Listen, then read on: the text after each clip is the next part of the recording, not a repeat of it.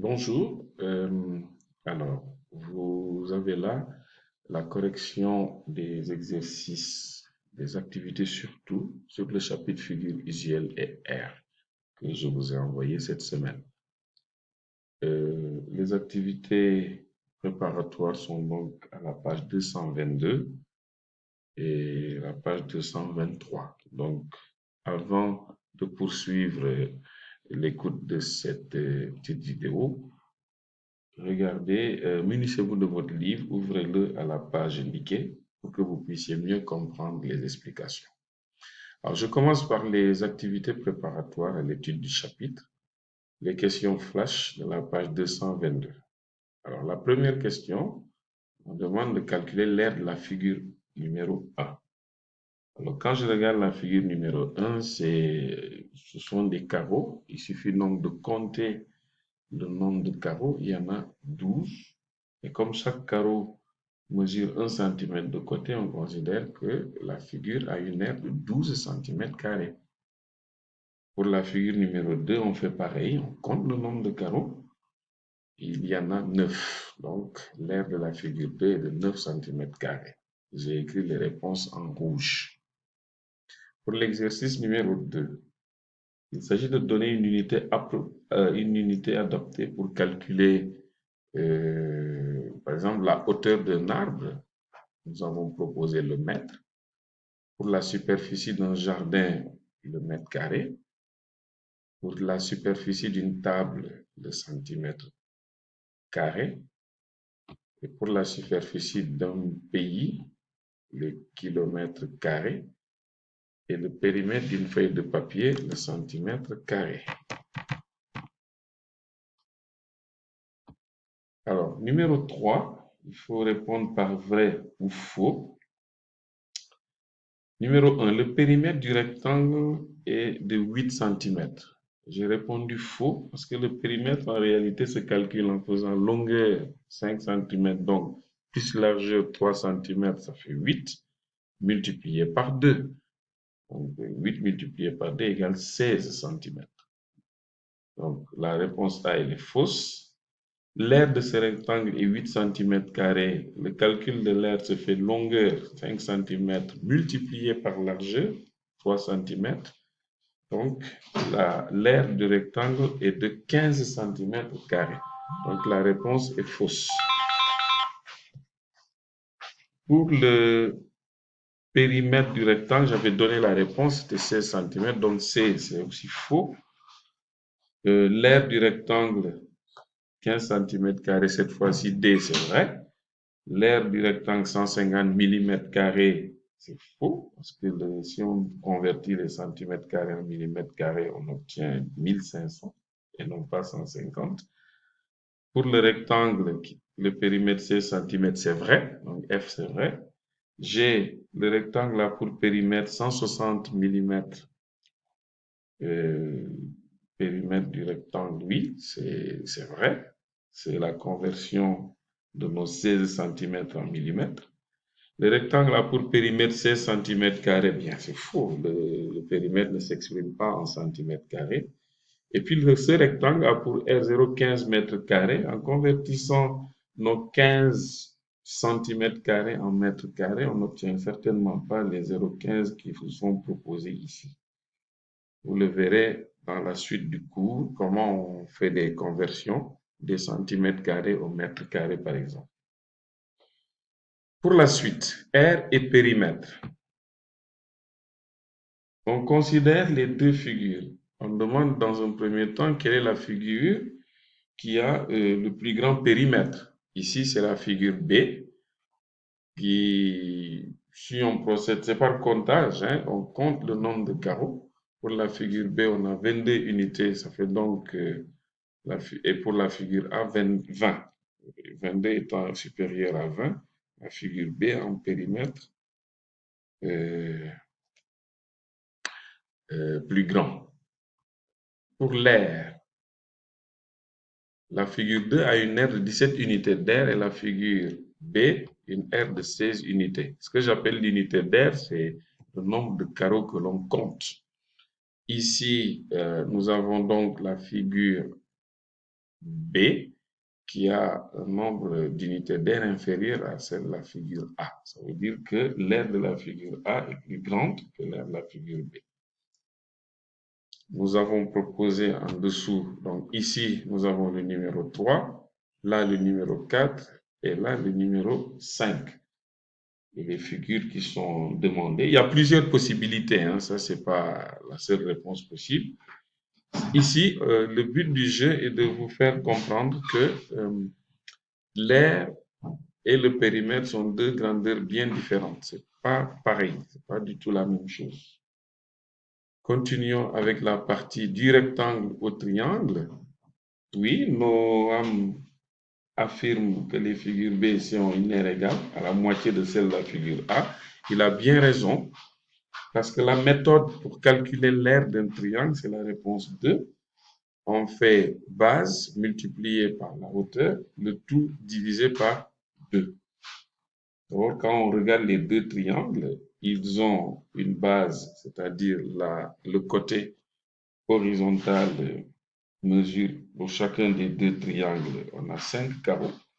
Et pour la hauteur, on a pour chacun des deux triangles 3 carreaux. Donc, ils ont une base identique, de même mesure en tout cas, et une hauteur de même mesure. Donc, dans les deux cas, on obtient la même aire.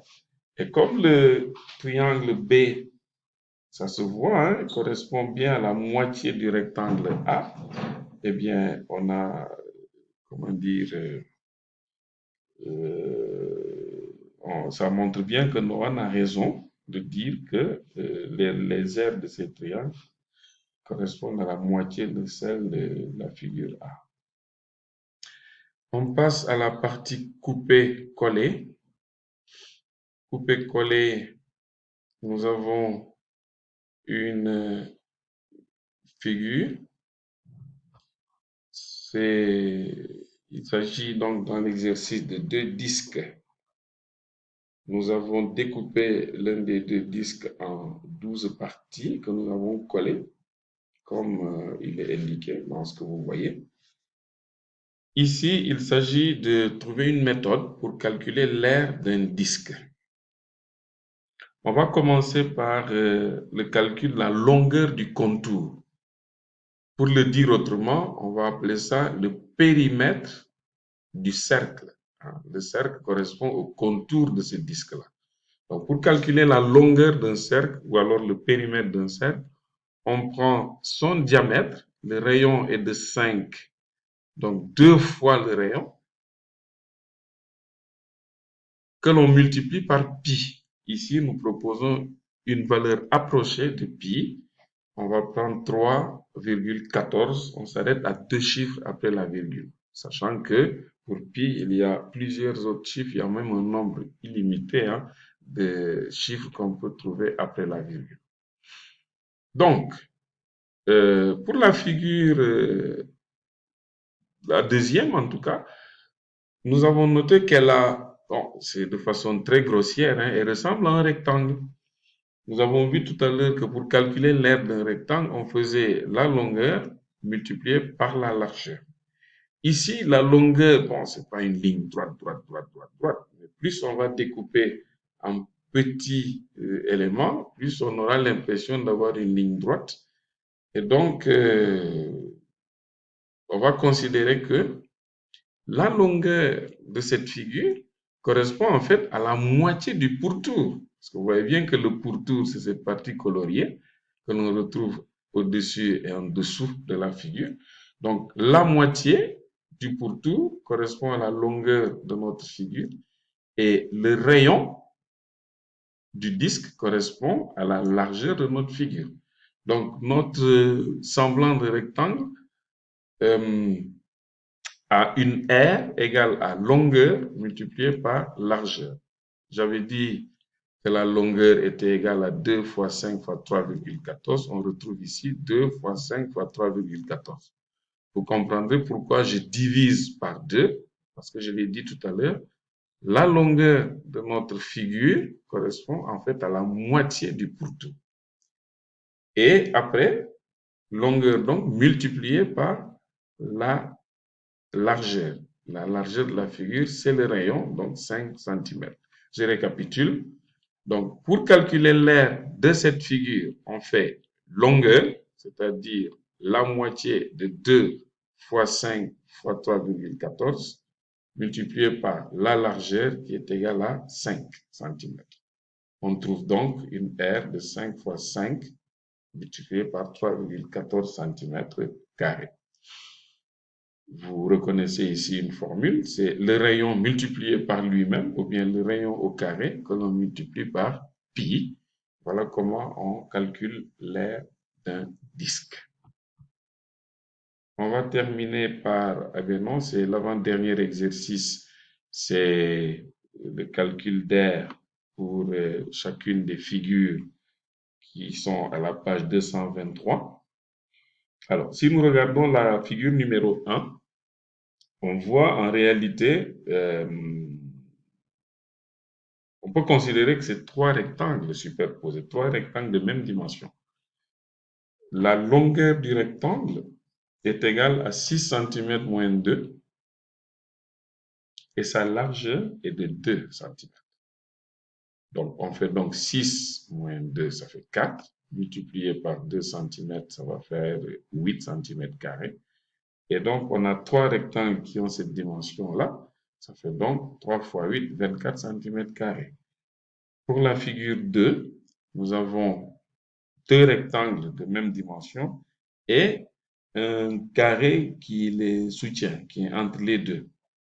Alors, on fait donc l'aire de cette figure, la figure numéro 2, c'est pour les 2 rectangles, c'est 2 fois 6 fois 2.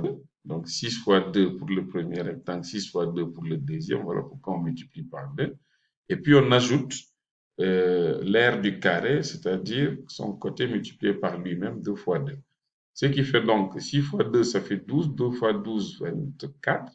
24 plus 2 fois 2, 4. Donc 24 plus 4, on trouve bien 28 cm². Et pour la dernière figure, quand on l'observe bien, elle correspond en réalité à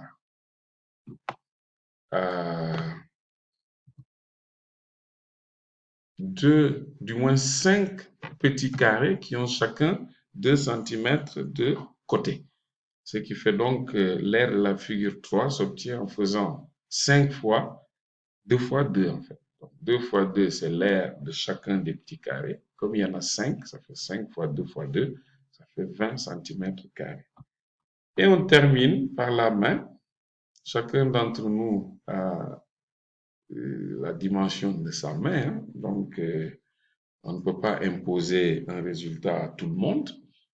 Le principe, c'est de poser la main, d'en dessiner le contour et l'idée, c'est de compter tous les carreaux à l'intérieur. On ne va pas tous les compter, on peut faire une sorte d'approximation, donc trouver une valeur à peu près, une valeur assez proche. Si globalement on considère qu'on a comme ceci une sorte de rectangle, on peut compter le nombre de carrés qui en constituent la longueur et le nombre de carrés qui constituent la largeur. En comptant le nombre de carrés pour la longueur, on multiplie par le nombre de carrés pour la largeur, on a à peu près, en termes de surface, le nombre d'unités qui correspondra à l'aire de la main dont vous avez dessiné le contour. J'espère que vous avez pu vous y retrouver dans les explications données. S'il y en a qui n'ont peut-être pas compris, ils peuvent toujours envoyer une question écrite dans School.info. J'essaierai d'y répondre. Éventuellement, j'ai le téléphone de chacun d'entre vous. Si tant est qu'il y a besoin, j'appellerai pour avoir plus de précision quant à ce que vous n'avez pas compris. Alors là, normalement, c'est officiellement, ça va être les vacances, hein, à partir de vendredi et jusqu'à la rentrée qui, pour l'instant, est officiellement fixée au 4 mai. Nous attendons, nous, comment dire, ce que les autorités vont nous dire, hein. On va rester à l'écoute. Mais ce que je demande à surtout les élèves qui n'ont pas pu faire tous les exercices, beaucoup ne trouvaient pas les exercices parce qu'ils n'avaient pas compris